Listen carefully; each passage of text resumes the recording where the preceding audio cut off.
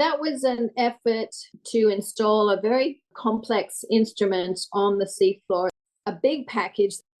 We installed first an anchor. We had to figure out how to anchor the system. And then we put the instrument onto the anchor system. So that the logistics of doing that with very experienced working divers was quite complex. And we had to have really good sea conditions to do that. So that was a good test of our divers and our equipment on the vessel, because we had to use our A-frame to lower the anchor and safely do it with divers guiding the placement of the anchor into a sand flat that we identified. And then we ferried the different components of the equipment down to the seafloor and then installed the whole structure onto the anchor system. It was a instrument that was built by a Texas A&M University professor, Dr. Neil Slowey, and it was dedicated to measuring the conditions related to ocean acidification, which is closely related to climate change.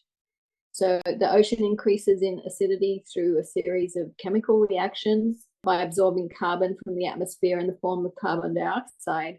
The atmospheric carbon is released through respiration. We're all releasing carbon dioxide. All the living creatures are releasing carbon dioxide, also through the burning of fossil fuels.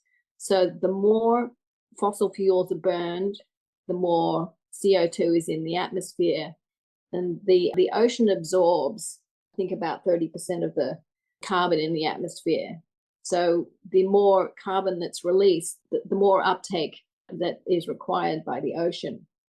So the process is that the carbon dioxide mixes with the water and creates a carbonic acid, which subsequently releases hydrogen ions into the water.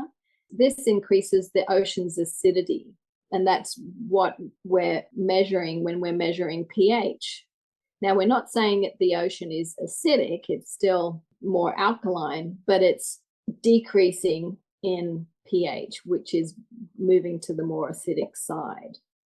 And there's been a 30% fall in the pH over recent years, and it's predicted to fall.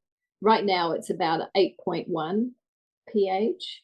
And the prediction, with the way we're going, is that it will fall to about 7.7 by the end of the century. And so the carbonic acid binds with carbonate ions, which are the building blocks that allow marine organisms to build skeletons. So that's going to directly affect and influence how corals are able to build skeletons, how mollusks are able to build their shells.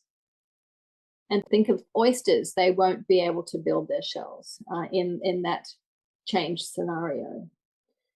There is a physiological impact to fish called acidosis. So it will impact our food supply.